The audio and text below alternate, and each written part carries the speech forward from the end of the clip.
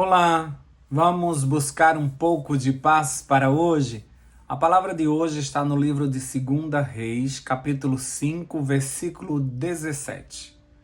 E diz assim: E disse Naamã: já que não aceitas o presente, ao menos permite que eu leve 2 mulas carregadas de terra, pois teu servo nunca mais fará holocaustos e sacrifícios a nenhum outro Deus senão ao Senhor. Essa é a história do grande comandante da Síria, Naamã, que cheio de orgulho ostentava ser um guerreiro vitorioso, aquele que comandava os grandes exércitos, que tinha recentemente invadido Jerusalém e tinha levado cativo muitos moradores de lá, inclusive uma pequena criança, para ser serva de sua esposa. O orgulho tirou o anjo de luz do céu. E até hoje, ele implanta esse sentimento no coração do ser humano, para o manter longe de Deus. O orgulho nos tira da presença do Senhor. O orgulhoso não precisa de Deus, a não ser quando a lepra chega. No versículo 1 desse mesmo capítulo 5 de 2 Reis, diz que Naamã era comandante do exército do rei da Síria.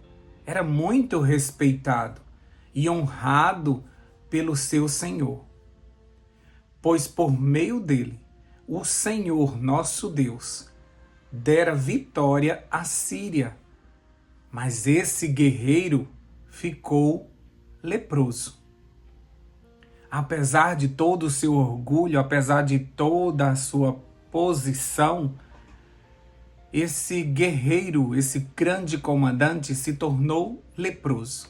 E aí, quando mexem na nossa saúde, quando mexem em questão de vida ou morte, o ser humano não tem mais domínio sobre isso. Nem mesmo os médicos conseguem manter vida ou tirar vida. Essa parte agora é com Deus. E agora esse grande comandante precisava se humilhar para entender que não seria mais por seus recursos, por sua força, mas agora ele dependia de um milagre. Por isso, o milionário, depois de tentar tudo, ele se humilha nas igrejas em busca de um milagre. No seu quarto, diante do Senhor, ele abre o seu coração e clama pela intervenção divina. Porque muitas vezes a medicação e o tratamento não fazem efeito. Apenas o toque restaurador do Senhor poderia fazer um milagre. É nessa hora que muitos orgulhosos descem do seu pedestal. Deus conhecia o coração de Naamã e resolveu salvá-lo de si mesmo. Antes do milagre, ele precisava descer de toda a sua pompa e circunstância. Escutar uma criança escrava e ir na terra que ele mesmo devastou para ali procurar um profeta. Passando por cima do seu orgulho, Naamã foi descendo a cada momento, até chegar na casa do profeta, que por ordem de Deus nem foi recebê-lo na porta, mesmo sabendo que ali estava o grande comandante da Síria. Apenas mandou que ele mergulhasse 7 vezes no Jordão. Que luta terrível se passou na mente daquele homem tão poderoso. Ser humilhado por um profeta, quem ele pensa que é, nem olhou para sua cara. e ainda ter que mergulhar num rio muito inferior aos rios da Síria. Isso era demais. Passou dos limites. Dando meia volta, enfurecido, voltou em direção ao seu país, até que seus servos lhe pediram: Mestre, se ele tivesse te pedido algo difícil, o senhor não faria?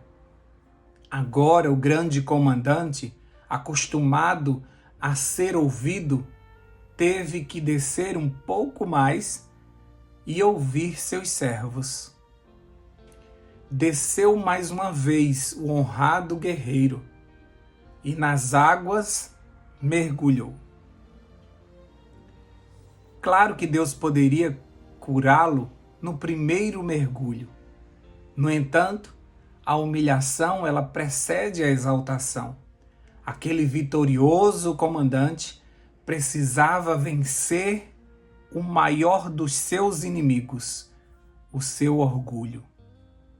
E apenas no último mergulho que o milagre aconteceu.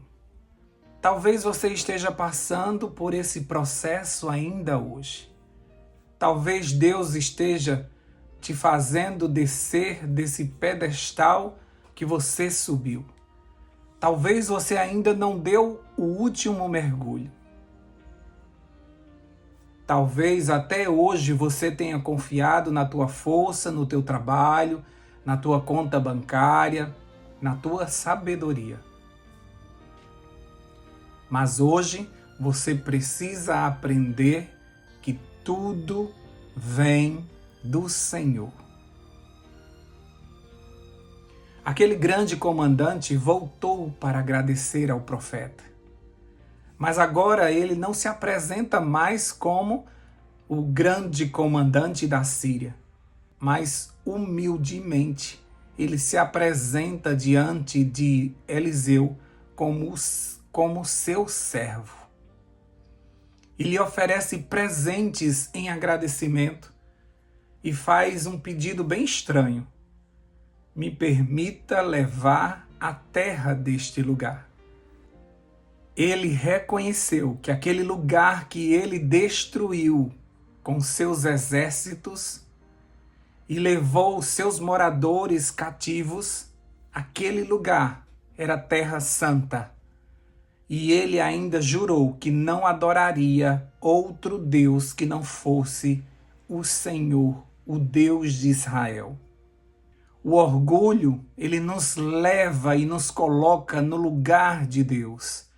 E quanto mais alto ele nos leva, maior será a nossa queda. Como diz lá em Provérbios, capítulo 16, versículo 18. O orgulho precede a destruição. A arrogância precede a queda. O destino do orgulhoso é o chão, uma hora ou outra. O destino dele é a queda.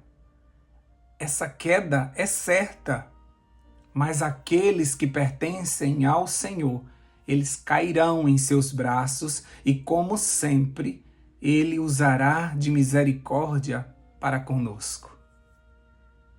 Ele aproveitará o laudo, o desemprego, a traição, a falência, como instrumento de salvação. Como diz lá em Tiago, capítulo 4, versículo 6. Contudo, ele generosamente nos concede a graça. Como dizem as Escrituras, Deus se opõe, resiste aos orgulhosos, mas concede graça aos humildes. Então nós precisamos ser humildes para receber a graça divina.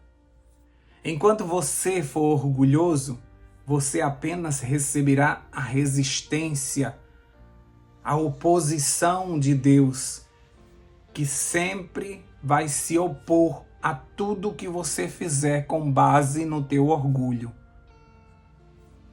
Como diz lá em 1 Pedro 5,6, portanto, Humilhem-se debaixo da poderosa mão de Deus, para que Ele, em tempo certo, em tempo oportuno, os exalte. Porque nesse mesmo capítulo diz que os humilhados serão exaltados. Os orgulhosos, como diz o salmista, serão abatidos. E por isso nós temos que ter muito cuidado, porque assim como o orgulho encheu o coração de Lúcifer no céu e o fez querer ser Deus, ainda hoje o orgulho também enche o nosso coração e nós agimos como se fôssemos Deus, o Deus da nossa vida.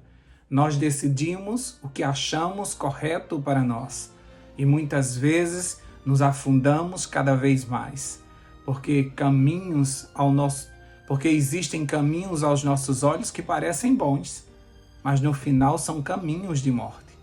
Mas muitas vezes a gente não pede a opinião de Deus, a gente decide tudo e quando a coisa está feia, a gente corre aos pés do Senhor e tenta pedir ajuda a Ele para que Ele resolva toda aquela situação que o nosso orgulho fez com que tomássemos a decisão errada.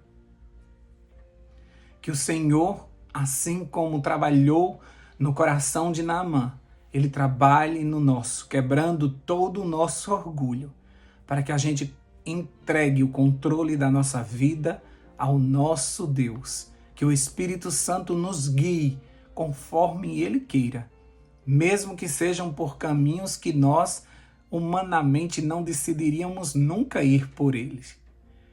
Porque a nossa visão limitada não nos levaria muitas vezes para caminhos que parecem que nos vão machucar. Naamã teve que se humilhar para uma empregada, para um profeta que não o recebeu, para seus servos, mergulhando num rio que ele o considerava como sujo. E apenas no último mergulho é que Deus faz o milagre para mostrar a ele que é Ele quem coloca um ponto final em toda a história. É Ele que tem a última palavra. É Ele que é poderoso para transformar toda e qualquer situação. Aquele Naamã nunca mais foi o mesmo. Ele voltou para o seu país com outro Deus no seu coração.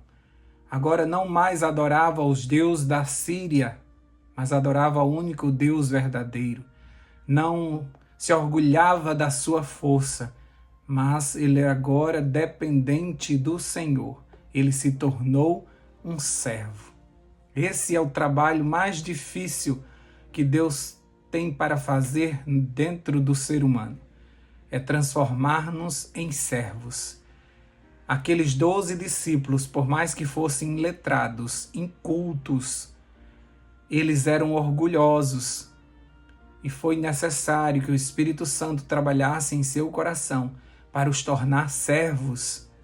Diante da ceia que estava preparada, nenhum deles teve a iniciativa de lavar os pés dos outros. Era muita humilhação. No entanto, Jesus faz o que eles não tiveram coragem de fazer. E pegando uma toalha, lava os pés dos seus discípulos. Eles ficaram chocados e comovidos com aquela cena. Como pode o nosso mestre estar lavando os nossos pés? Mas o próprio Jesus disse que veio à terra para servir e não para ser servido. Se Jesus tomou essa posição de servo, por que você continua querendo os aplausos, querendo a atenção, querendo ser reconhecido, querendo receber o louvor, querendo que as pessoas elogiem todo o teu trabalho, que aplaudam você em tudo que você faz? Nós não estamos aqui para ser servidos. Nós somos servos. Os últimos serão os primeiros. Nós precisamos diminuir para que Ele cresça. As pessoas verão que nós temos a Jesus se nós fizermos o que Ele faz.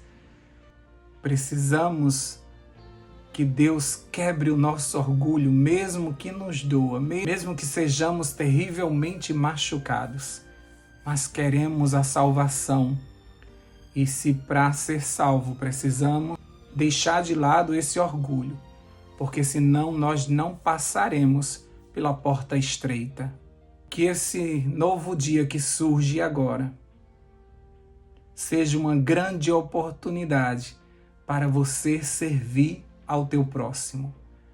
Procura alguém hoje para que você possa fazer algo por essa pessoa. E você vai sentir o que Jesus sentia. E você vai se alegrar por fazer aquilo que o Senhor te pediu para fazer.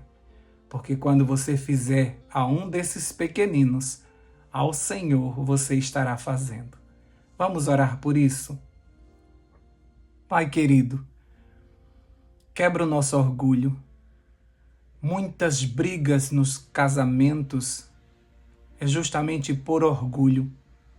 Alguém que não quer dar o braço a torcer, não quer pedir perdão, não quer reconhecer os seus erros. Muitas brigas na igreja é devido ao orgulho. Fulano não gostou daquilo que disseram, fulano não gostou porque não perguntaram a opinião dele, fulano ficou magoado porque o seu orgulho foi ferido. Muitos relacionamentos são destruídos por conta do orgulho. Muitas sociedades, empresas são quebradas por conta do orgulho de algum sócio que não quis assumir a culpa por algum ato. Oh Deus, tem misericórdia de nós. Esse sentimento não foi colocado pelo Senhor dentro do nosso coração, mas pelo inimigo que alimenta esse sentimento desde o céu e que quis trazer para cá, porque ele não quer ser humilhado neste lugar, ele quer ser exaltado, ele quer adoração, ele faz tudo nesse mundo para que o homem para agradar o homem, para que ele o adore através da adoração a esse mundo que está sendo moldado por ele com toda a sua maldade,